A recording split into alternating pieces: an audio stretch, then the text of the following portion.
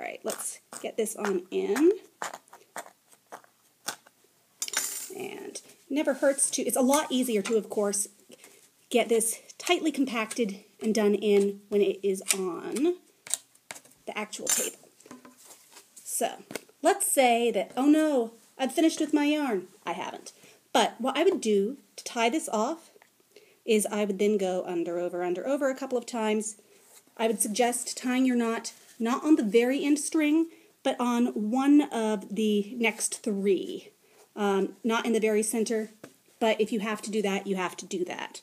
I will say it helps to take a look at how even your yarn is. And wow, my hair keeps working its way on in there. If you have long hair, learn from me. Do not have it down while you are doing this. So I notice when I look at this, it's relatively even, maybe a little slumped, so I'm going to try to tie off here. And of course, if you are getting low, you're not going to have nearly this much to pull through, but you always want to make sure that you have, I'd say, at least maybe this much left. Definitely no less than this much when you are reaching the end of your string, because you want to make sure you have enough that you can tie a knot and that you have a tail on that knot that you will weave in. Alright, so all I'm going to do here is now I am going to go around this. Since I went under it, I'm going to go over it here. I am pulling on through, getting that piece of hair out. Oh no, it knotted a little bit. Fortunately, because I wasn't pulling very hard, this knot is easy to undo. So once again, you just want to keep an eye on that. And all I'm going to do now, since I have this little loop, is now I'm going to go under it, and I'm just going to tie that into a nice knot.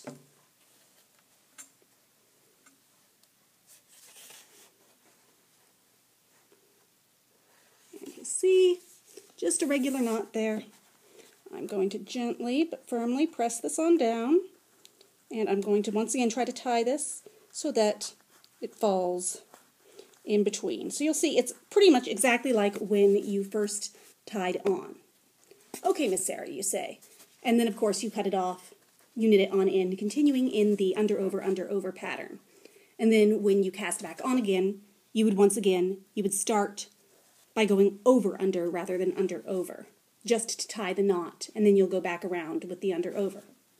But Miss Sarah, you say, that involves an awful lot of tying knots, and I don't want to tie knots on my warp strings constantly. That's fair. What you can do instead, if you want, is tie directly, all right, here's my tail, on to your tail. And what we're going to say is, oh no, I've run out. Well, what I'm going to do instead is I can go in with my toothpick to loosen up this knot. You won't have to do that because you won't have knotted on. But if you're doing this other technique, if you reach, and then you will just continue weaving normally, under, over, under, over, under, over.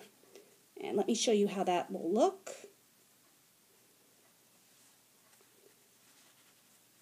There we go. See, just a perfectly normal knot, nice and tight. I'm going to now take my needle, and I am going to once again go under, over, under, over, under, over, pull on through a little. Let's see, keeping on going with that pattern. Oop, wants to get caught a little there. Be careful as you go on through, by the way, that you do not accidentally stick your needle, when I say needle, I mean toothpick, directly into one of your warp strands. You can, in fact, sometimes go through it, and this is going to make sort of a snaggly mess. Over, under, over. Okay, excellent. I ended on an over, which is the way it should be. Now I'm just going to gently pull that knotted thread on through. And when we reach the actual knot, that's going to be a little trickier, but it's still perfectly doable. So you'll notice I'm just pulling on through. Oops, I pulled a little too hard. You remember, want to have a little bit of that gentle curve. Grab my cork, press on down. And let's see, that end is sticking out a little bit, so I'm just going to move it on over, and I'm going to weave it in and go over, under, because otherwise it's going to show up in patches where you can see your warp threads. All right, that's good. I think I like that. I'm just going to carefully pull this, snip, and now I'm going to lay this down a little bit just so I can scrunch it in better, and I can apply a little pressure. And you'll see that now this is in fact woven on